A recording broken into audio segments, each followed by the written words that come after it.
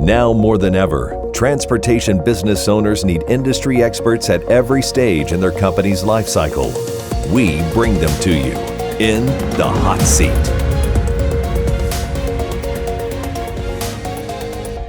Welcome to In the Hot Seat with the Tenney Group. I'm Spencer Tenney. Got a great show today. With us, we have Charlie Saffro from CS Recruiting. Charlie, welcome to the Hot Seat. Thanks, Spencer. Appreciate you having me. So before we heat things up, let's just take 30 seconds. Tell us a little bit about yourself and about your company. Sure. So I founded CS Recruiting about 10 years ago. And honestly, I had no intention of starting a recruiting firm. I had just delivered my third son, was on maternity leave, and was a recruiter in the logistics space. So I had put myself out there on LinkedIn. One opportunity kind of led to another, and a company formed. And today, we've got a 30-person company. We are in Chicago. We work nationwide, and we specialize exclusively in logistics, supply chain, and transportation. So we are working with third-party logistics providers, asset providers, shippers, manufacturers, equipment companies, technology companies. Really, any position that has supply chain influence is usually a role that our network can support a search on. Well, I'm very excited, given all that's going on in the hiring market right now, to dive in here. So let's do just that. So first off the bat here, just give us the lay of the land. What's going on right now in the hiring market in the logistics space?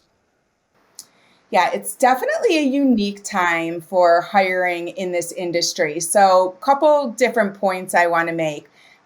First, we are seeing a huge influx of remote opportunities. And it's really no surprise coming out of 2020, a lot of companies pivoted and shifted their workforce to be hybrid or work from home. But what we're seeing is that these companies are really holding to it. And we've seen a 65% increase of remote opportunities from 2019 to today. And I think that's just going to continue to go up. So that is one positive silver lining, I'd say. Another theme that we've seen is an exceptionally high amount of declined offers due to the candidates just being in the driver's seat. It's a candidate market. They have so many opportunities. So not necessarily more declined offers than ever, but declined for reasons that they have something else they're pursuing. And then I'd say there's probably 4 or 5 unique roles that are kind of surfacing that either we haven't seen these types of positions before, or we're just seeing a much higher volume of them. So we're seeing a lot of roles in the data and analytics space. This tells us companies have data, they're sitting on it, they want to hire people who can interpret it and use it for some sort of predictive analysis. We're seeing a lot of positions that are like partnership driven. So call it strategic alliances or industry partners. It's definitely a sales business development strategy. But companies are really supplementing that team and hiring people who have a Rolodex that makes sense. Then they can resell their product or sell it for a kickback. We are also seeing a lot of companies that are kind of shifting their model of hiring at the facility level. So we do recruit a lot of general managers or directors of distribution. And what we're seeing here is a shift towards more of a professional, skilled talent. A lot of our clients want to see candidates that have technology experience, maybe even the ability to be customer facing versus what you normally expect in a GM role. So just kind of stepping it up there in terms of the requirements and also compensation. And then lastly, no surprise, in the transportation market, just a crazy demand for independent contributors. So whether they're sales reps, carrier reps, load planners, everybody is wanting to hire that, 2-3 years of experience to hit the ground running. What are some of the mistakes that the companies in the logistics space are currently making that's preventing them from, getting people to fully appreciate what they have to offer? Great question. There's a lot of mistakes that are made during the hiring process that people don't even recognize as a mistake when they look back. So The number one reason that a search fails is there is misalignment internally, and that usually is due to poor communication. So, in many situations, we are working with a recruiting team or an HR team, and then there's a separate hiring manager, there's a separate executive decision making team, and lines just get crossed. So, sometimes a hiring manager, like, what is my involvement? Do you just need me to interview this person, or am I actually looking through resumes, and am I going to be extending the offer? And what is our timing, and who's making the decision? So a lot of internal misalignment that just it stops the process very quickly. Another point is that when you think about recruiting, and I think this applies to any sort of project management, there's three factors that are going to play into either success or not successful, and it's time, quality, and cost. So when you're thinking about recruiting from a time standpoint, you have to recognize that hiring managers have full-time jobs. And yes, it's a priority for them to staff their team, but it may not be where they prioritize their time. And so often a search just kind of drifts away because they can't give it their full attention, or leadership hasn't aligned and told them to give it their full attention. Also, time kills all deals. I think we all know that in this industry. Amen. So there's a lack of communication with the candidate, or the company ghosts them. That's just a very quick turnoff. And these candidates are, they're applying to black holes everywhere. They just want to know what the status is of their candidacy. From a quality standpoint, I'd say everyone's waiting for a unicorn, and they don't exist. So there's companies have every right to be picky, to be very meticulous about they hire, but at some point there's reality versus fiction, and everyone wants that candidate, book of business, no non-compete, and it's just that's not the field anymore.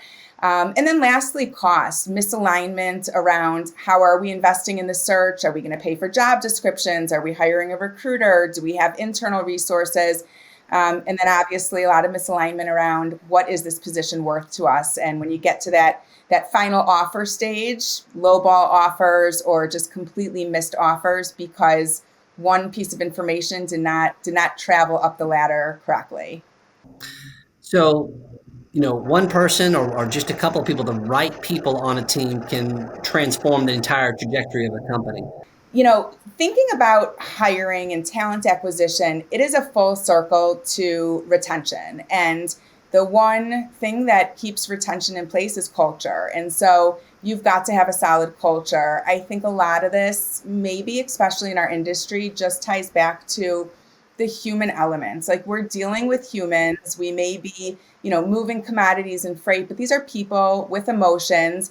And I think sometimes the way they're led, the goals that are set aren't always, full scope and considerate of what that person is either capable of or what else they have going on. So I think the first thing is get your culture right and know what you have to offer. So if you are a company that, absolutely prides themselves in, learning and development, put that out there. That should be part of your job description, part of the interview discussion.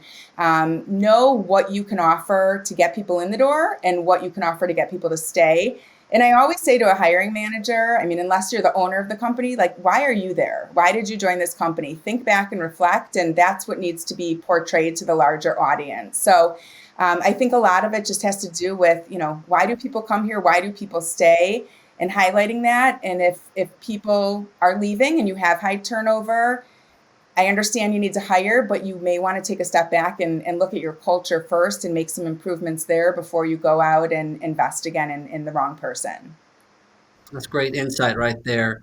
So, future, what are the trends, let's say over the next 5 years, what are the biggest changes that we're going to see in the way that we recruit and retain talent, as we look to the future?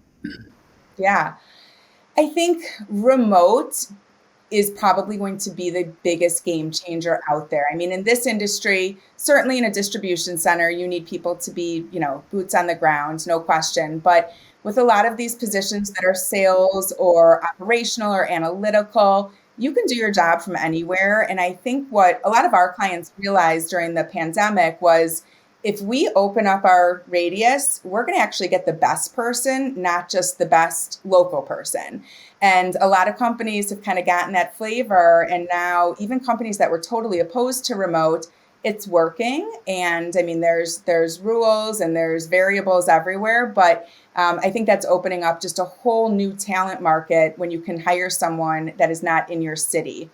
The other thing that I think is just going to continue to change is skills and personality. So there's a lot of bias in hiring in general, not in just this market, but if you set out to open up a job description and you want to see a bachelor's degree, and every resume that comes in without a bachelor's degree just goes straight to the trash, you're missing people who may be very qualified. These may be, your competitors' number one sales reps, and they hired them without a degree. So I think just having a little more of an open mind and thinking, what are the skills required for this job? But more importantly, what skills does this person bring to the table that will help us long term or help change the way we do things now? So more of that, human concept again, and really looking at people for what they can do versus the different names, certifications, labels that are on their resume. I love it. One last question, Charlie, and it's going to be a wild Sure. card. Okay. So let's go back in time, 10 years ago. Young Charlie, 3 young babies, about to start a new company. Who was one CEO that you found inspiration from? Wow, that's a great question. It's changed a lot because I think there's a lot more females emerging in this space. And as a female in this industry, I used to be alone. I used to attend conferences and there were 12 females out of 1,000. And so I'm seeing that increase and it's so inspiring. But I'm going to say one of our very early clients was XPO Logistics. And I had a meeting 2010 with Brad Jacobs and their COO. And I remember selling that opportunity and people were like, who's XPO? Why would I go work for this company? And just to see what he's done with this industry, and he most certainly lived up to what he said he was going to do back then, but he really created this brand from the ground up. And I would say that really gave us a lot of fuel for growing our business because as time went on, we had a great opportunity to offer, and he literally went from nothing to something. So I'd say from an industry standpoint, I definitely admire him, and I'm very grateful for their support throughout. That's going to do it for us here at the Hot Seat. Thank you, Charlie. We'll see you next time.